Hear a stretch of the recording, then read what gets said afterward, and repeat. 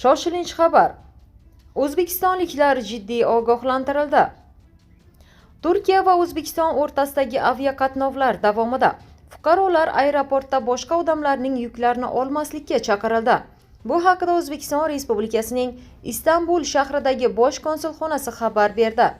Ta'kidlanishicha, aviaqatnovlar davomida ayrim shaxslar aeroportlarda o'z yuklarini O'zbekistonga yetkazib berishni iltimos qilishi mumkin.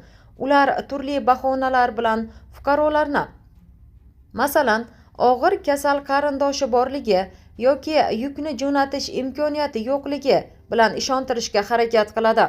Biroq bunday va'dalarga ishonmang va begona yukni hech qanday holatda ham qabul qilmang, deyiladi xabarda.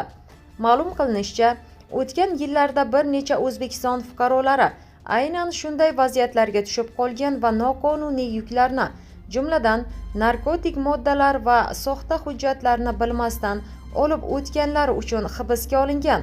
2023-yil Istanbul aeroportida 27 yoshli O'zbekiston fuqarosi noma'lum shaxsning iltimosiga binoan yukni olib o'tishga rozi bo'lgan. Biroq chegarada tekshiruv vaqtida yuk ichida katta miqdorda narkotik moddalar topilgan. Oqibatda u 10 yillik qamoq jazosiga hukm qilingan.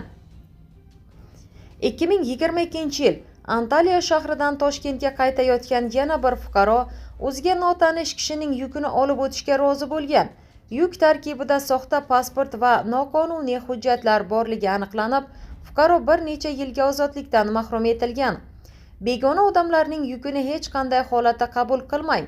Sizning ehtiyotsizligingiz yoki begonalarga bo'lgan ishonchingiz og'ir jinoiy oqibatlarga olib kelishi mumkin.